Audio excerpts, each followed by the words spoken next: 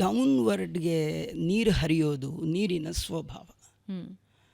ನೀರು ಎತ್ತರದಲ್ಲಿದ್ದರೆ ನೀವು ಬೇಕನ್ನಿ ಬೇಡ ಅನ್ನಿ ಅದು ಡೌನ್ಗೆ ಹರಿಯುತ್ತದು.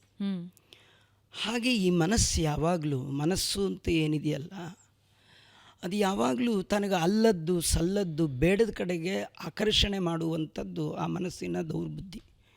ಇದಕ್ಕೆ ನಿಮಗೊಂದು ಒಳ್ಳೆಯ ಉದಾಹರಣೆ ಕೊಡ್ತೇನೆ. ಇದು ನಮ್ಮ ನಿತ್ಯ ಜೀವನದಲ್ಲಿ ಅನುಭವಕ್ಕೆ ಬರೋ ಹಾಗಿರಬೇಕು. ಅಮ್ಮ, ಅಕ್ಕ, ಹೆಂಡತಿ, ತಮ್ಮ ಬರ್ತಾನೆ, ಮಗ ಬರ್ತಾನೆ, ಗಂಡ ಬರ್ತಾನೆ ಅಂತ ತುಂಬ ಶ್ರದ್ಧೆಯಿಂದ ಏನೋ ಸ್ನ್ಯಾಕ್ಸ್ ಮನೇಲಿ ಮಾಡಿರ್ತಾರೆ.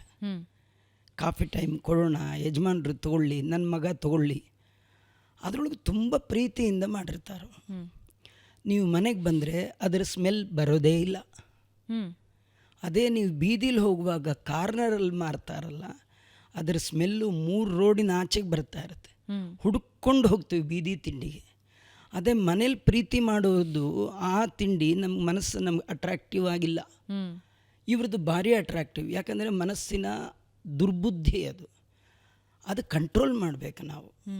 ಇಲ್ಲದೇ ಇದ್ದರೆ ಹೊರಗೆ ಮಾಡುವ ತಿಂಡಿ ತಿನಿಸು ಅಥವಾ ಏನಿದೆ, ಅವರಿಗೆ ನಿಮ್ಮ ಆರೋಗ್ಯದ ಮೇಲೆ ಯಾವ ಕಾಳಜಿಯೂ ಇಲ್ಲ. ಅವ್ರಿಗೇನಿದ್ರೂ ನಿಮ್ಮ ಜೇಬಿನ ಮೇಲೆ ಅವರಿಗೆ ಬಹಳ ಮುಖ್ಯವಾದ ಕಣ್ಣಿರುತ್ತೆ. ತಾಯಿಗೆ, ಹೆಂಡತಿಗೆ ಜೇಬಿನ ಮೇಲೆ ಕಣ್ಣಿರಲ್ಲ, ಮಗ ಗಂಡನ ಆರೋಗ್ಯದ ಮೇಲೆ ಕಣ್ಣಿರುತ್ತೆ.